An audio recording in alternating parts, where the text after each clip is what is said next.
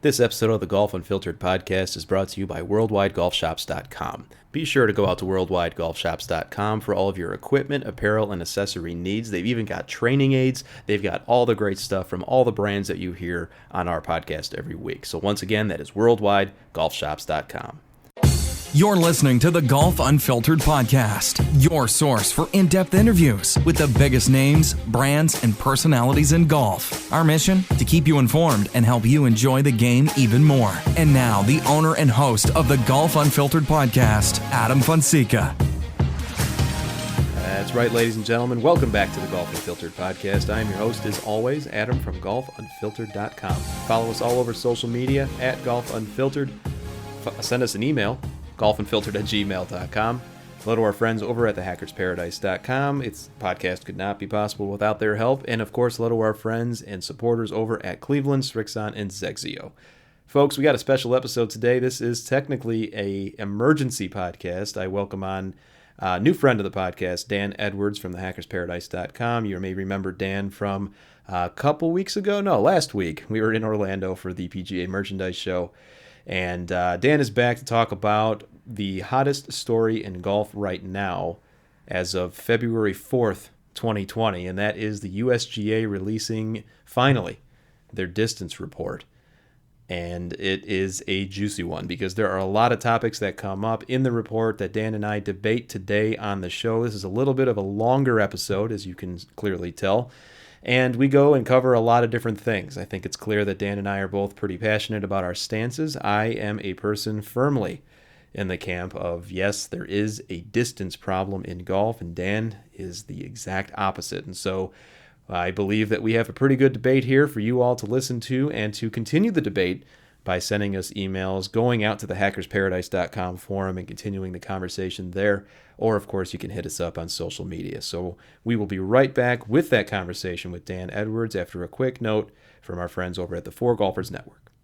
I know you love the game, even though it drives every single one of us crazy. Hi, this is Bill Hobson, and I host the Four Golfers Network podcast, where we celebrate golf in every way imaginable.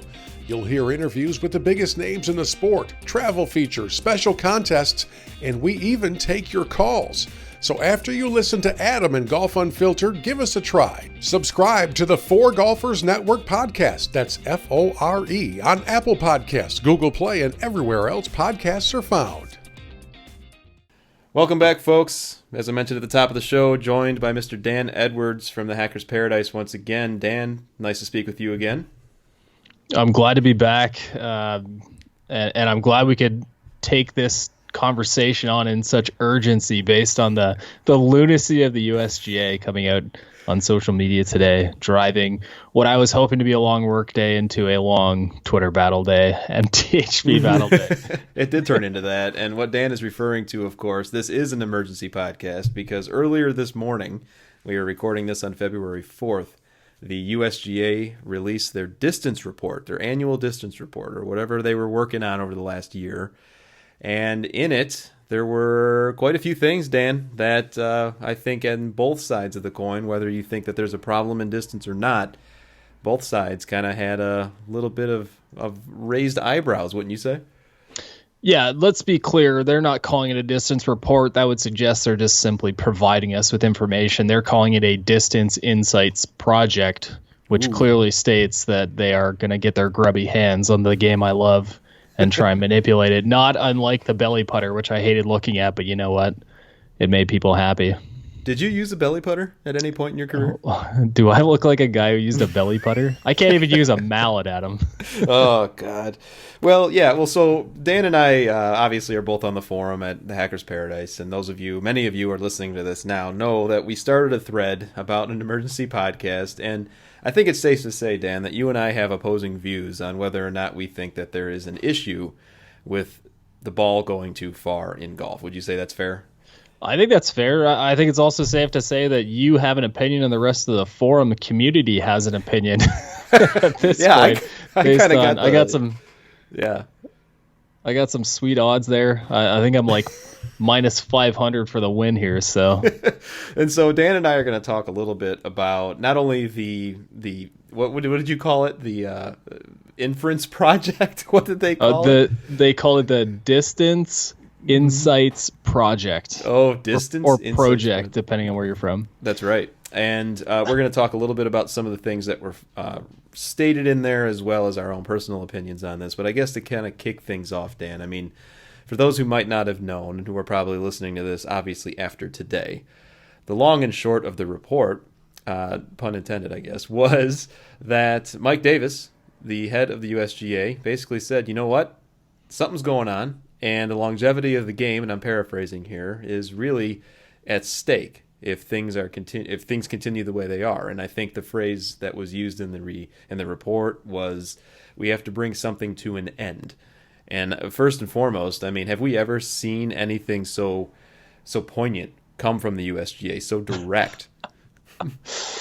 I'll be honest, this is the first year I've really focused on this kind of initiative on their part. I know, looking at some of the information on USGA's website today, that would suggest there's distance reporting from the last couple of years that's been summarized, and I have a number of charts in front of me that clearly track the distance averages and distance averages of both the tours and of more casual amateur golfers, something that was completed by the R&A. But I would be comfortable in saying this is one of the most vocal responses the USGA has provided that would suggest that they think something needs to be done to dial the game back from a distance perspective.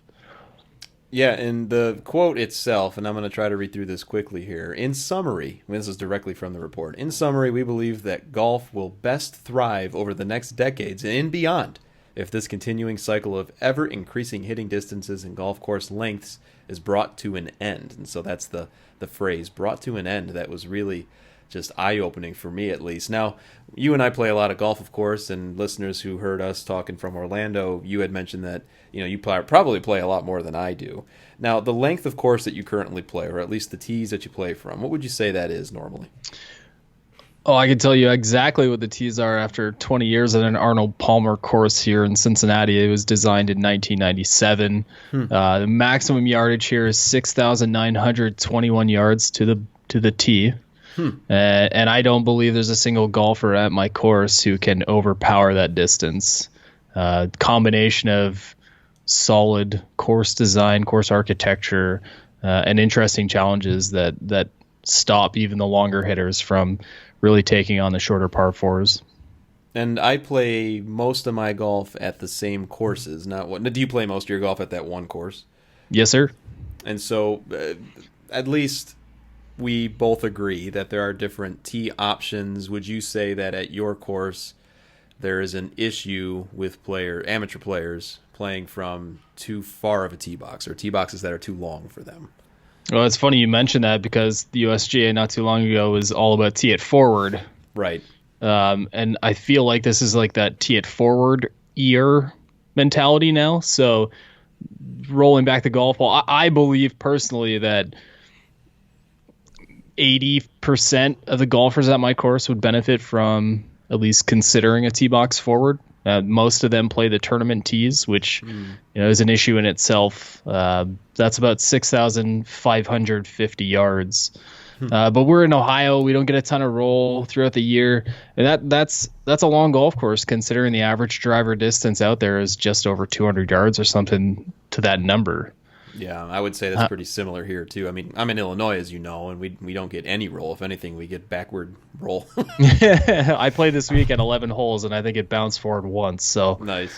I don't know if you wanted to take this in a certain direction, but one of the biggest concerns I have about this is we have all this information in front of us, this distance issue, and you and I are both amateur golfers playing in different locations in the United States. I'm sure it's not all that different when you get to somewhere like Florida, where last I checked, nothing bounces down there. It just kind of explodes when it hits the ground, and there it lies.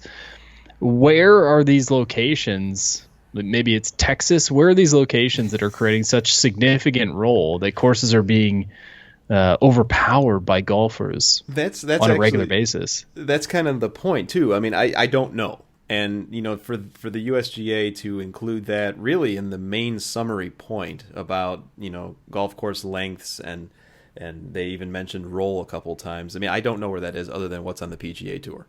And everybody knows that that's a different game than what most of the amateurs are experiencing. And those tend to be, at least in regard to the distance issue, whether or not you believe there is one, the amateur golfers are the ones that are raising the bigger stink about it.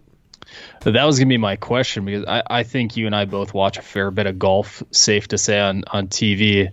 And as much as I enjoy it, I'm week in, week out envious, not of their ability to hit fairways. I mean, that's nice. But what shocks me is when these guys land their ball in the fairway, that thing bounces for like 75 yards. Yeah. It's obscene.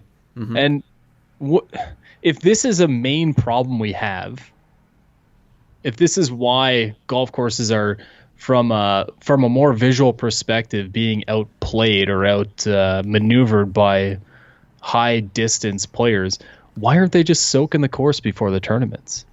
Well, that's a good point, and I know that the whole water conservation thing comes into play, but I don't know if that's as big of a deal in professional golf as perhaps with amateur players, where I know the courses I play, I mean, they're not your typical executive course. I mean, they're nice courses, and they're always lush and green, and there's a lot of water that's being used, but I'm not getting the role from an amateur side that these guys on tour are. But maybe we're kind of getting ahead of ourselves a little bit in regard to the distance, and this was kind of, I guess, siloed out in the report.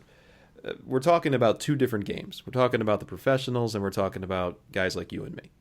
And I guess my first question in that regard to you, Dan, is do you feel that there's an issue with both sides of the game, with one of those two buckets, or neither? I fall pretty strongly on the neither side of the category. As mentioned previously, I think there's a very easy fix to the PGA issue of extreme distance in players. I know in the conversation today on THP, we talked about different ways to hinder their abilities, choking down the fairway at 300 yards or watering it down a bit, putting more aggressive hazard or troubled areas in the further distances down the fairway. But I'm going to segue that, Adam, to ask you, where is this massive distance gain? I know we've seen a chart that says from the early 1990s to the year 2000 there was a significant jump in driver distance, and quite frankly, there's a pretty obvious location there where some guy named Tiger Woods came on the scene and reminded people that you can be athletic and play this game as well. Right. But from, I would say, about 2002, maybe 2004 to 2020, the average jump on tour, and we're talking about the PGA Tour, might be maybe 4 yards in total gains. Well, that's where I have an issue with that, because I know, at least in the data I've seen, and right now I'm looking at something for PGA.com, I mean, the average driver distance, and we all know that there's different ways that, ShotLink or whatever they use to track data, there's some struggles with that as well. But even dating back from 2000, which the average, at least according to this site, was 273 yards, and in 2018 it was 295 yards. So that's 25 yards worth of difference. No, I'm sorry, 22 yards of difference. So, I mean, and that's talking about the higher echelon players. That's not, I'm not seeing a gain in 22 yards in my game. But I guess that's where you said that information came from PGAtour.com? PGA.com is where I'm actually PGA.com. Yeah. So it's funny. I'm basing a lot of my thoughts on graphs that were provided in this insights report. I will assume they're accurate based on the fact that the USGA did exactly paint a pretty picture for their argument in this structured graph.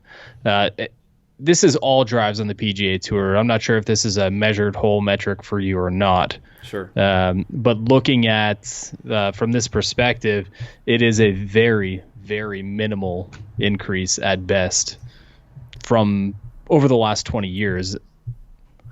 It's an interesting thing because I know the graph that you're talking about, and it was like the multicolored graph. There were, almost looked like a, you got like a control chart almost. But at the end of the day, we're not talking about a 100-yard difference, of course, but my whole take on this, and listeners probably know this, I'm on the side of, at least for the professionals, there is an issue. And the issue isn't so far in the players.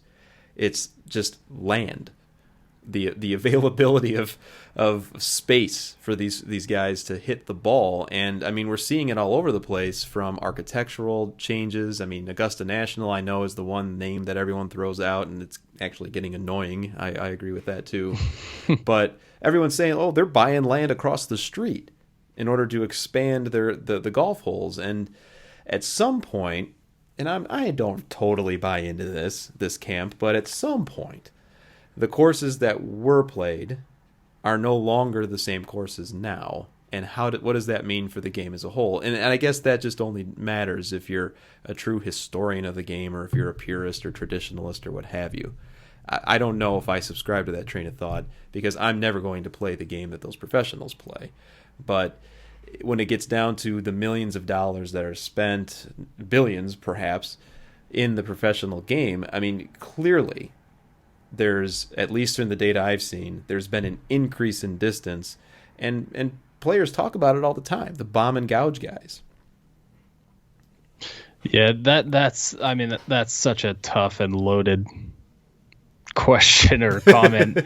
I don't know. Like, we talk about being a traditionalist, but at the same time, we're not playing the clubs that our grandfathers or even our fathers played growing up. We have accessibility to outstanding technical advances, and some would claim distance. I would claim accuracy and consistency far greater than how far was your longest drive on that round kind of conversation. Although if you go to some of these big box retailers, it's about the only thing they care about. Right. A pot shot was not necessary, but I'm sending it anyway. But if I look at Augusta, that's a really good example. But it's not like over the last 20 years we've seen Augusta get outplayed.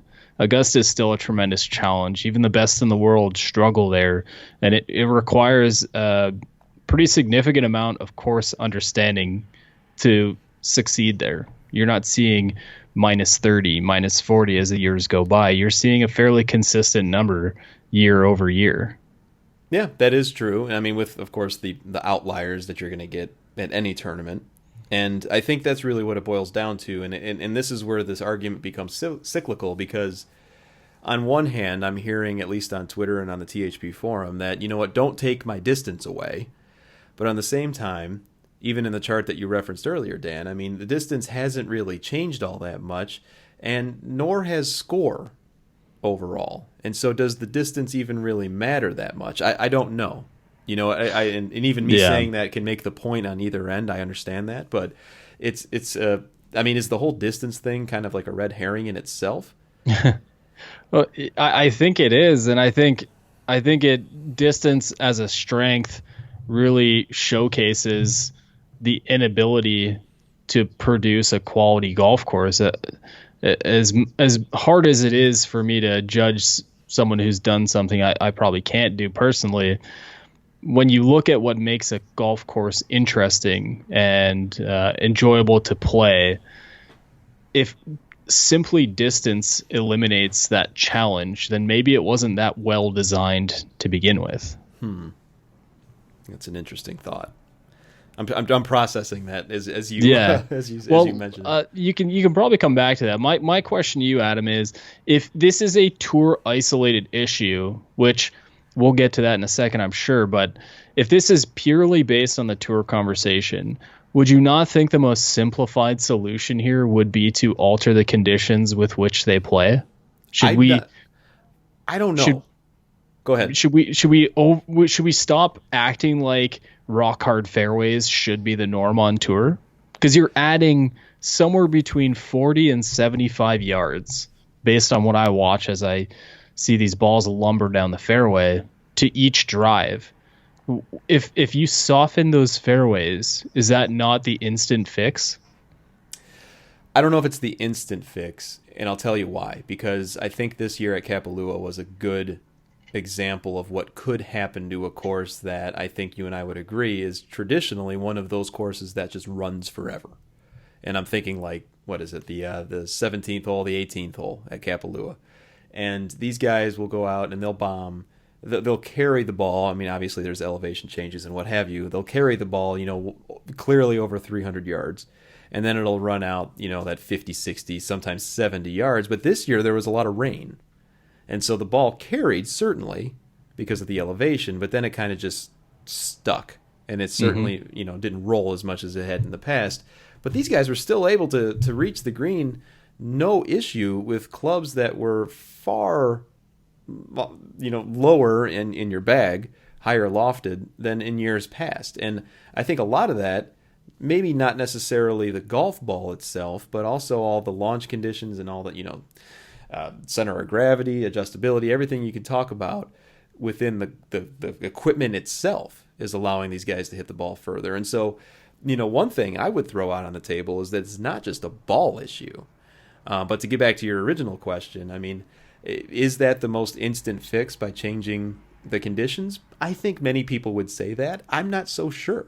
Because when you think of even Marion is another counter argument where it's one of the shorter U.S. Open courses in history. They've still played pretty well there. I mean, it wasn't a minus 15, but these guys still had a way to get around. And let's not forget, we're talking about the best players who use these tools for their trade. So someone made an interesting comment in the discussion today. No one's down for bifurcation as a whole, it doesn't seem like. Personally, I don't really care one way or the other. Now. Their game is not a real conversation for me, nor should it ever be. But would it be more realistic if the tour is where the problem lies, forcing them to playing drivers with a much smaller size of a head, like max it at 430 or 420 or something like that? I'm in full favor of that. I think if you make it to, and this is where this argument falls apart for me at least, I'm in full favor of having a professional equipment category where if you're going to make it to the tour, you have to play with this equipment. The caveat or the counter argument to that is, well, junior programs, amateur status, collegiate programs, whatever, Korn Ferry Tour. I mean, how far back does it go? Do we have to now have little Johnny, start playing with what will ultimately become the professional set of clubs, so that they play on that? I don't know where the madness ends in that regard. So I would say that that's not the best fix if there is one. But I don't know. There's so many questions there. Someone else suggested courses offering two conditional styles of play, or courses requiring this rolled back product to be utilized to the point where someone would have to go out and buy two separate sets of golf clubs, going to this extreme to accommodate, well, this course doesn't have as much space, so we need to use this particular product or style of product. So suddenly golfers are going to have to go and buy double the product before they can even consider going to play some of these golf courses. I've seen a lot of ideas get floated around. Would you not think that a solution at the tour level would be the most feasible, both from a golf is fun and viable perspective and fewest people impacted? I would say that if I'm going to sit here and hold the opinion that the professionals are the ones that have the problem with distance, then I would have to agree with that, because that would be at least where to start. And to all those who are saying in the forum or even on social media, I don't want to lose any distance in my game. I don't think that's what the USGA wants either. And bifurcation already exists. I think we all talk about it. We just don't call it bifurcation. I mean, the pros are playing a different game than we are, and in many instances, they're playing different equipment than we ever have access to. And so that kind of is a red herring in my mind regarding that argument. But ultimately, if they're going to make any changes, I say that they start with the tour. Maybe they pilot it on the Korn Ferry Tour or another mini tour in some regard. It probably should be the Korn Ferry based on the numbers I saw for their driving distance. Those dudes are nuts. Yeah. Well, and I think I think that also plays testament to the fact that those who actually get their card and their scoring, I mean, distance, we see it all the time on the pro game. I mean, the longest hitters make the most money. And that's just a fact. And the shorter hitters are becoming more obsolete, or they're trying to find ways through equipment with better launch conditions and what have you to kind of stay in the ballpark a little bit. And so I think that the USGA is doing the right thing here in taking a stance and saying, you know what, we're seeing these trends, not just with the golf ball, but with everything, where, you know what, everyone's playing an arms race, basically, at this point. I mean, wouldn't you say that most of the tournament winners that you see on TV are the ones that basically play 5-6 different clubs throughout their round?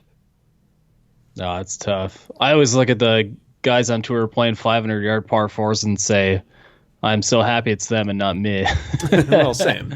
Well, I mean, even like when Tiger won the Masters most recently, I think he went through a shot by shot in this final round, and I'm just going off the top of my head here, but I think he hit 8-iron as an approach for like 7 holes.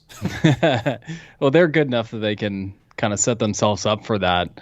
And someone who doesn't play max out at my course and hits it a pretty decent way, I can do much. Well, that's not fair. I'm not about to compare myself on a publicly released podcast to Tiger Woods, but I do have the ability to hit into wedge distance or choose a safer shot and play to numbers. So maybe he was feeling the 8-iron. That to me is not a concerning number. It's playing to 60 yards every hole and kind of wedging on. But I really kind of gravitated to your comment, Adam, about the USGA is kind of making known that it's happening, that there's an issue to that extent. And I noticed in their insights, the report, they had driver distance by handicap category. So it represented for the last, I want to say 25 years, the average distance. Now, I'm not going to pretend like I know how they got this. I know this is an RNA based report. Right. But if you look at every single handicap category, let's call it over the last 20 years, cherry picking, because 25 years ago, everyone was hitting it shorter. If you look at those numbers, they don't really look to be elevating. They look to be incredibly flat.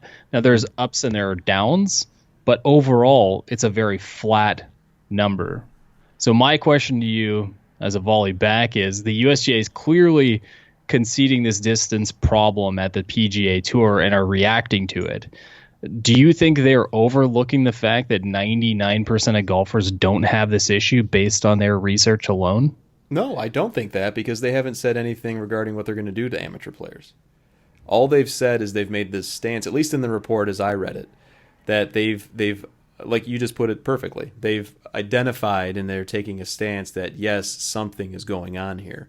Now, to be fair, if they were to come out and as a result of this is we're going to roll the ball back, or we're going to make limitations, because I know another comment in the thread was regarding equipment standards. You know, are they going to change how that works as well? And that's for everybody.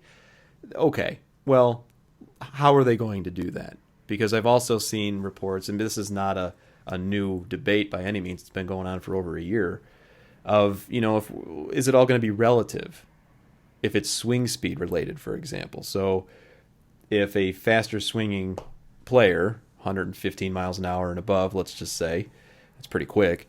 So upper echelon, let's call it 0.5% of golfers, maybe sure. 1% of golfers. Okay. Sure. And if they're penalized the most, penalized in quotes, by whatever equipment change they make, whereas players like myself, who's happy to crack 100 miles per hour with their driver, isn't going to be penalized as much, would still see a reduction in distance, but not as much percentage-wise. I mean, wouldn't you say that that's a fair trade? I don't think it is, Adam. And the problem I have with that is distance is very much a skill in golf. Now, it's equalized and neutralized by varying tee boxes and components like that, but I think we all know the guy who hits it about 150 yards down the middle of the fairway every time, and somehow wedge wizards his way into par on 80% of the holes, and it's an incredible thing. That you would argue to short games is skill. There are many guys, if you want to look at tour, I mean, Dustin Johnson, Rory McIlroy, these guys who are driver capable and short game uncomfortable. Challenge.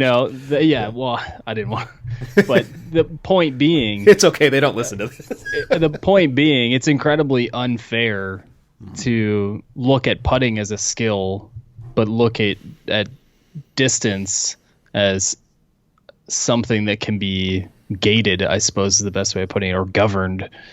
You shouldn't limit someone's enjoyment of the game purely because their best asset is their distance. Do you feel that a lot of players play the game because they can hit it further than their friends?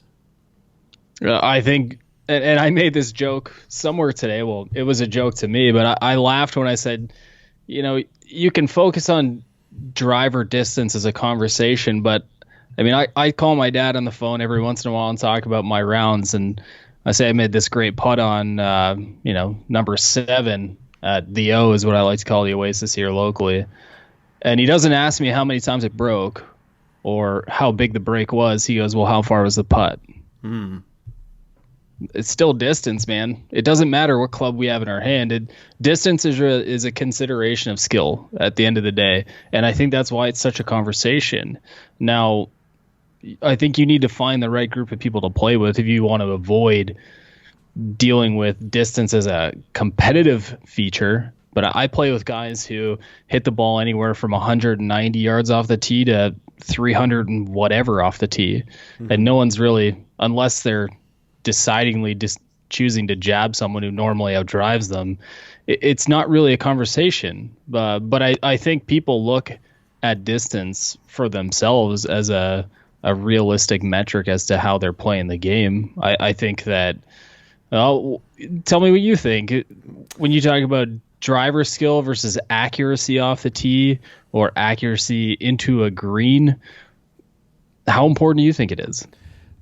I will agree that distance is a skill, but many a player have won who aren't the longest hitters, but they're the best putters.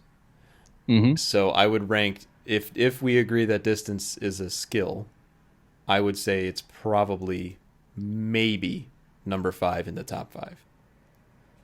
Wedge play, approach, iron play, putting certainly would probably be number 1 in my book. So I don't think that, even to use your example about the distance of a putt, I mean, yeah, that's it feels great to sink a 30-footer. But if I'm always short on every putt, then I'm never going to make a putt. But if I'm not the longest hitter in my foursome, I still have a chance of winning. You see what I mean? So I do, but that's tough because I feel like we're talking about two different things here. One is talking about the skill of making a long putt, and one's talking about just being genuinely short. So, I just thought of a mutual friend of ours. Yeah. So, for example, if we have a friend and we go and play a round of golf and he hits it every single tee, 230 yards, dead down the middle. Yeah. Is anyone talking about how far he hits the ball? No. I don't think they are. I think they spend the whole time talking about fairway finding Freddie, or, we create weird names to accommodate this inability. I mean, heck, there's a name that's been floated around the THP forum many times, the Stripe Show, purely based on the fact that you hit the middle of the fairway. So distance isn't that big of an issue then? Well, I from the amateur standpoint, I mean, I think you've seen the same chart I did. Yeah. No one is getting massively longer over the last 20 years. So in what world and the scores are getting a little bit better, but not dramatically. Why is this such a blanket conversation? Why the USGA comes out and says this blanket idea on distance as a project and starts relating it to everything. And they use crazy comments like, and I'm going to read this out because it really aggravated me. Sure. Cherry picking, like scare tactics. There is a 100-year trend of hitting distance increases in golf, as well as a corresponding increase in the length of golf courses across the game globally. USGA and RNA believe this continuing cycle is detrimental to the game's long-term future. But we're looking at a 25-year trend where no one's hitting it any further from a 99%er perspective. Okay, fair point. But in the same instance to the point you brought up earlier, I mean, if all anyone's ever going to talk about for shorter hitters, quote unquote, whatever that means, but based on the same chart that you and I saw, that's a lot of people. And all they talk about is how often they find the fairway. Then what's the big deal about taking 5 yards away from that player? If they could still hit the fairway, that's still what's going to be talked about. And we all know that, golfers, amateur golfers especially, have those egos that like to be petted every so often. Is it an ego or is it change for the sake of change? If I told you that I felt that too many people were getting speeding tickets, so I'm going to take 5 to 10 mile an hour of your ability to drive fast off your steering wheel, is it going to just be accepted? I mean, there's basic numbers that say that 99% of people don't speed, but because of those 1%ers, I need to make this sweeping change. Well, that's the reason we have speeding limits anyway. I see your point, though. I mean, but that's the reason why we have COR limits and limits to the golf club itself. I mean, my golf club doesn't scream and or have lasers on it, so we have limitations as well. But this isn't just a short knocker conversation. This is a driving distance by handicap ranging from under 6 to over 30. This is not a small group of players. It once again goes to only the guys who are getting paid to play the game or should be or have any reason to be under a microscope. And again, I reference my golf course, which has been around for 23 years. There's not a soul at that place who can out maneuver based on distance the way it's been designed. And we have, at least from my perspective, 3 holes that are drivable. And do players, when they step up, intentionally try to drive the green? No, there's no way. There's damaging. There's huge problems by going after those holes. And that's the point. That's the challenge. I look at one of the shortest par 4s on my golf course is an uphill par 4 that is about 310 yards. Now, again, it's uphill, so anyone carrying the ball 270 or less doesn't have a chance of getting to the green, but there's a huge bunker in front that's quite below. Most people struggle with a multi-tier green, and on both sides and behind is thick heather that usually takes 1 or 2 to get out of. So even our longest hitters rarely, if ever, choose to go after it. And this is purely on design. Well, does that kind of touch on what in the report was referenced as the game's essential character, which is basically, it goes on to say, a test of skill, not depending on the length of a golf shot or the golf course, but more just the shot making. Would a reduction in distance, whether it be golf ball, whatever, would that not increase a golfer's ability over time of shot making in general? Because they have to. I mean, I guess you could argue, considering that most of the members at my golf course I think we have well over 300 members at this point, play from a tee box forward, that should they ever feel the need to have a greater challenge, all they need to do is move back a tee box. They're not required. Like, how many people, I don't know what your course setup is, but how many people do you know that play from the tips regularly and outplay it, feel like they need to move back? Oh, none, because the ones that I've seen, the ones that do play from the tips, for the most part, sad but true, have no purpose being there. They need to move up. I think every golfer should move up at least one, because if you get tired making birdies at that distance, then you can move back. Well, let's say, for example, Adam, they actually do choose to roll something back here. It's going to take us another 15 years to convince Johnny midlife crisis that he needs to move to the whatever color tees. So now we have to convince him to move up to the senior tees. Well, I mean, if you call it the senior tees, then yeah, I mean, no one's going to want to do that. But it's not what I call it. And that's the problem. That's that perception is we have Originally, they were called the Palmer tees at our course, which are the backs. Then we have the tournament tees, and we have the basically labeled green tees or whatever you want to call that. But then there's the white tees and the red tees. Everyone knows after the red tees are designed for either juniors or lady golfers. Right. Everyone knows the white tees are designed for seniors or our higher skill lady golfers. There's no secret there. That's the perspective. That's the take that amateur golfers have, is the closer you get on the tee boxes, the more you're in the senior spectrum. And considering how large of a percentage we have of golfers in this industry who are of that age and don't want to feel that way, I feel like taking more distance away from them is just going to cause bigger issues, longer play, much longer clubs into greens, et cetera, et cetera. Well, here's maybe the counter argument to that. So let's say we leave the equipment alone. Don't change a thing. But we somehow, and I don't know the answer to this because I know like the long leaf tee system and others, you mentioned the tee it forward effort from the USGA years ago. What if there was something that was put in place, mandated and refereed to have staggered tee boxes? The other day, my friend and I went out to Mistwood Golf Dome, which is a popular driving range, indoor driving range here, and it's got Top Tracer. And if you've ever done Top Tracer before, listeners or Dan, you can play golf, virtual golf, and you can choose which tee box you tee off from. The guy I play with he hits it much further than I do.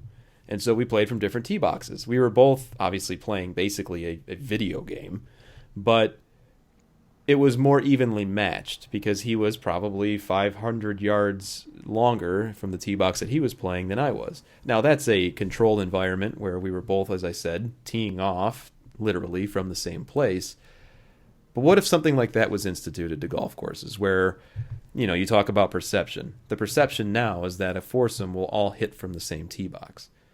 And I can only count on one hand how many times when that hasn't been the case in a foursome I've played in. Couldn't that be a more immediate fix than doing anything even to the golf course itself? Are you talking about moving people back or moving people forward? Having them play from different tee boxes. Same foursome, you and I, let's say you hit it, you probably hit it further than I do, and you play from the back, I play from the tee ahead of you. Yeah, I think on a poorly designed golf course, that's the perfect solution. It's something I've never had an issue doing. I play with a lot of senior members, at least my version is seniors, so 20, 25 years older than I am. We play different games, and we're comfortable playing with different tee boxes. And frankly, I have friends who play at my same age who play at different tee boxes. That's never a concern for me. The problem is the way that the USGA handicap system is structured nowadays. You can't select where you want to play if you want to play in any sort of tournament golf. That's the sad reality, is that the USGA handicap system has no metric in place for distance as a skill. So the only metric in there is that scratch golfers hit the ball 250 yards and bogey golfers hit the ball 200 yards. That is the only distance logic in play. Well, isn't there then an opportunity to kind of build off of that? I mean, hearing that and thinking about how golf courses, at least if you've read historical architectural layouts, they would go along that same line. I mean, this average golfer will drive a ball 230 yards. We're going to put a bunker there. And then the approach shot they should hit about an 8-iron into the green. And so that's going to be 140 yards, let's just say. And that's how golf courses used to be designed. That's gotten away. We've gotten away from that a little bit, and certainly technology has improved. But you and I were in Orlando recently, and we saw, Titleist has got a 38-degree pitching wedge. I mean, everything is being built, and we can go down a couple rabbit holes here, but everything is being built and marketed to hitting the ball farther, and then all of a sudden everyone is offended when they say it's going too far. Well, it's been marketed that way for the last 15 years. You mean 17 yards here? So I think the problem here, Adam, is we're getting well beyond the original conversation and creating segues into many, many additional podcasts where we debate the lunacy that is golf as a whole and the way it's that'll marketed. be the ongoing title for our podcast, The Lunacy of Golf as a Whole. But at the end of the day, and I say that a lot, and I feel badly for it, but it just felt like the USGA was focused primarily on what's present on our televisions and not what's present on our everyday golfers. And if you look at some of and I have a comment here that I just keep looking at, it says USGA being dramatic, period. And I just keep looking at it. It's killing me. Do you feel like their logic, the research they've put into it, and the information that's come out of it, do you feel like they have a legitimate leg to stand on when you factor in all golfers? Does the USGA have a legitimate leg to stand on? That golfers hit the ball too far. When considering all golfers and the data that they suggested in their own report? All golfers as a collective, yes. Probably not. Probably not. Do you think that if we eliminated the PGA players, if we eliminated all players, let's make this easy. If we eliminated all players making money playing golf, do you think the conversation should actually be either neutral or the other direction? It would be definitely neutral. I don't see how it could go in the other direction. I mean, I don't think people are losing distance at the amateur level. So we just go back to this tee it forward conversation. I mean, it could be, yeah. And quite frankly, I mean, I don't disagree with the design elements in the course. I mean, there are a number of holes on courses in my area that have a forced carry or even a forced carry on the approach shot that is absolutely asinine. I can think of one just off the top of my head right now. And I mean, you can't hit anything shorter than, for most people, at least a 4-iron on this hole I have in mind. And that's just ridiculous, no matter which tee box you play from. And so there's poor design, but then there's also, and you just don't choose to play at that course then, but then you also have equipment, golf balls, whatever, that for years, and you're right, this is probably a different podcast episode, but everything is being built to, first of all, stay ahead of the competitor. Second of all, to get into your pocketbook for the right reasons. But third of all, really to help you hit the ball farther. And to the point that you rose earlier, I had this conversation with our mutual friend JB earlier today. Handicap has gone down. That was actually a surprise to me over, I think it was since 1997, I think is what the data showed. It was 2 full handicap shots for all male golfers. I mean, it's not 10 shots, but significant. So overall. The reality is accuracy and consistency. And I think consistency over everything else is what the real technological benefits have been over the last 10 years, especially in the driver category. I would agree with that, and I don't think distance really had much to do with it. But, consistency doesn't sound anywhere near as sexy as 17 yards here. Well, that's true. That's true.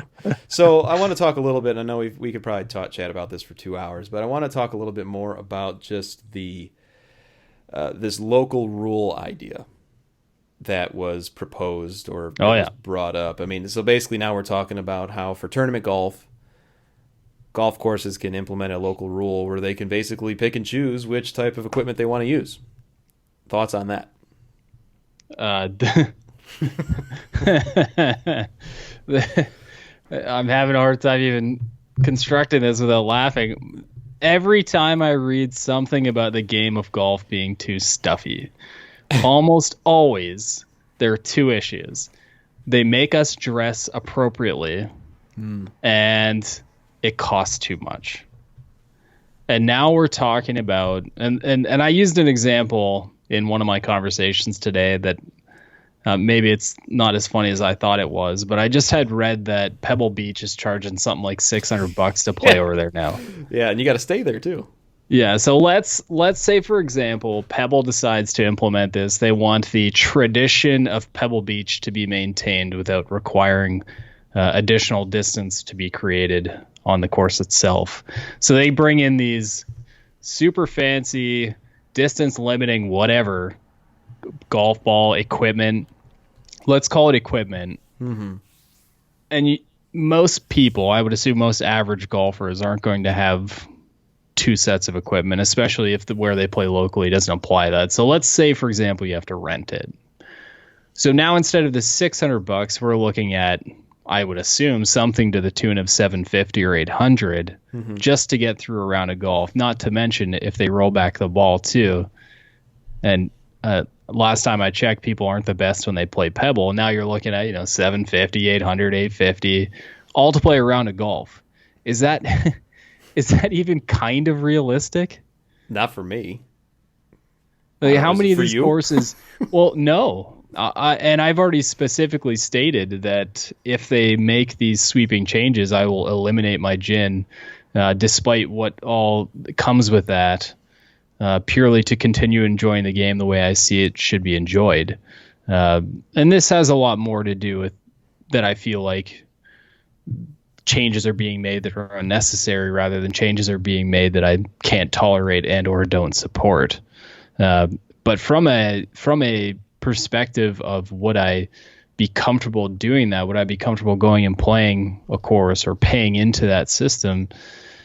I just don't see how courses can be sustainable in that mindset. Because how many golfers, I'm an avid golfer. I'm pretty rabid about it. And I'm looking at that's insane. So what percentage of golfers would they actually have continue to show interest in their product? See, I think that's a big jump. I mean, everyone to each their own. I mean, I understand the point of being told they had to change something and not supporting that. And so one way to show that is by not giving them money for your handicap index. But I just don't. I mean, it was like the question I posed on the forum earlier. It's like, okay, how many of you with a straight face could say you would leave the game of golf if they did this? And there were a few people who said that they would consider it. I think that's garbage. I don't think I see a single person, at least people that you and I know, serious golfers. That's more or less what I'm saying, Adam. If they were to implement something as a nationwide solution, or I guess in this case it'd be worldwide solution, I wouldn't be able to play golf competitively, and by competitively I mean with alcohol at my local course or some of these incredible events that THP puts on. I just wouldn't have a handicap because I would choose to not play into that product. But why? Everyone's got the even playing field though. Everyone has to play for the same rules. But here's my question to you: do you care what other people are doing with their game? Does that matter to you? Not at all.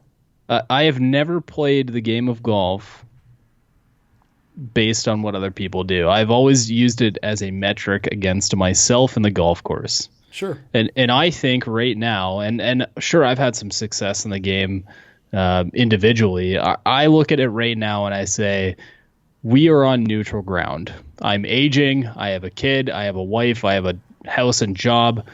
It stands there, laughs at me, and waits for me to come try again to take it down. Creating additional components of difficulty it doesn't appeal to me. I would like to continue playing it in the conditions that I've been provided over the last, I guess, my entire golf career, which almost extends to a lot of these charts that we've been reading off this whole podcast. Do you still use the same set of clubs you started playing with?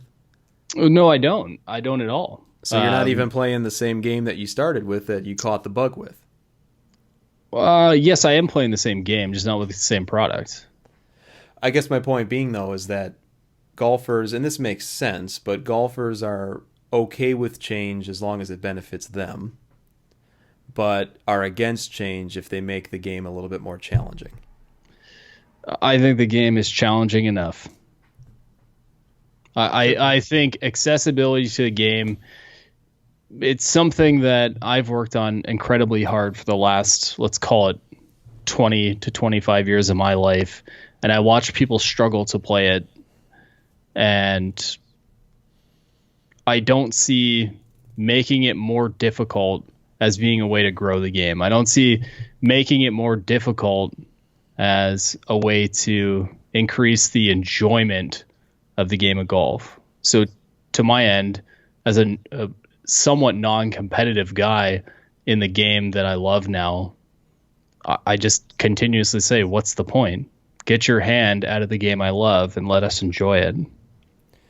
Would you be in favor then, to kind of bring this full circle? Would you be in favor, if it sounds like the USGA is going to try to do something, would you be in favor if they only impacted the professional game and left the amateur game completely alone? So basically bifurcation.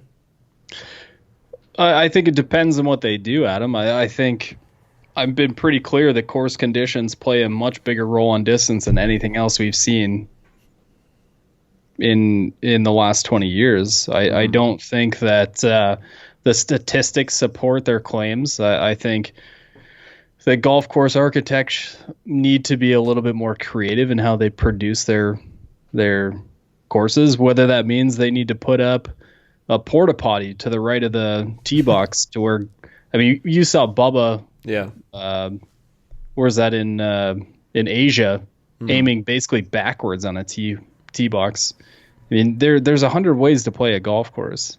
If you're not creative enough as an architect to make it difficult for those who like to bomb and gouge, well, frankly, I don't think you're getting your job done.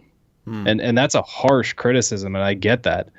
But we're talking about changing the entirety of the game from an equipment perspective purely because 1% of the group is out playing, and not even 1%, because I mean, hell, we're talking about maybe 50 guys who are in that ridiculous distance category.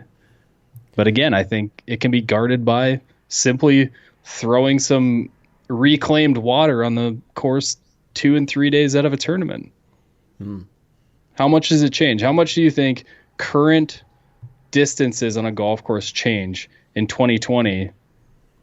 This chart here, if they were to water as though it were raining each day before the rounds and again midway through. Oh, it would go down.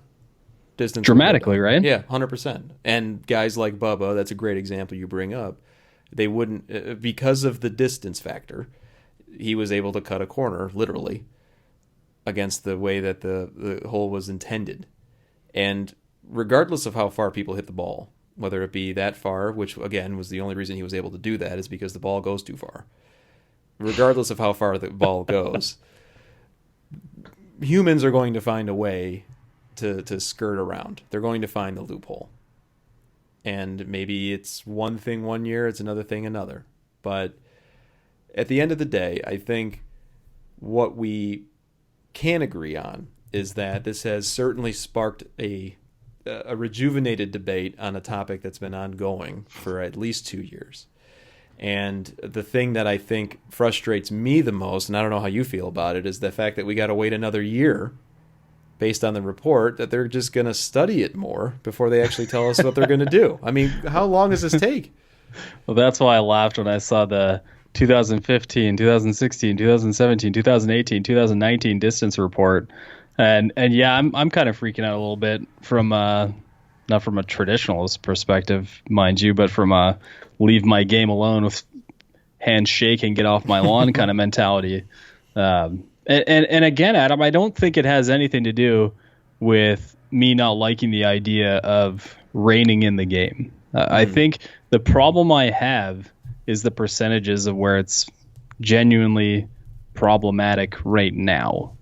And even if we could call that a strong 1%, you're still talking about 99% of golfers in this game who enjoy it to the fullest.